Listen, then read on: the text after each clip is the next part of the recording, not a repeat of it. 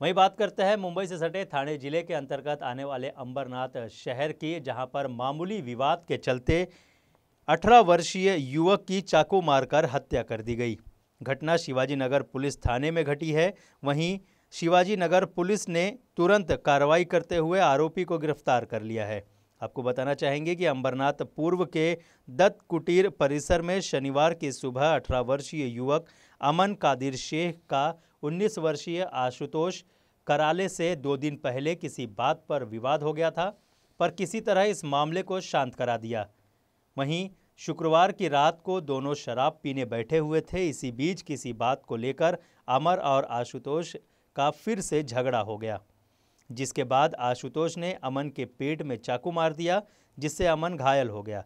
अमन को इलाज के लिए वहां के मौजूद कैंप क्रमांक 3 में मीरा अस्पताल में भर्ती कराया गया, जहां अमर ने दम तोड़ दिया। वहीं शिवाजी नगर पुलिस ने आरोपी आशुतोष को गिरफ्तार कर लिया है और आगे की जांच में जुट गई है। या सदर घटनेत यातील मयत आणि आरोपी हे सोबत रात्री दारू पिण्यास बसलेले होते। त्यांचा एक मित्र त्यांच्या सोबत होता।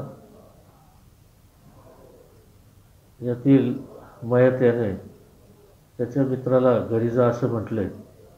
या कारणावरून दोघात वाद होऊन आरोपी याने मयताच्या पोटात चाकूने वार करून त्याला गंभीर जखमी केले।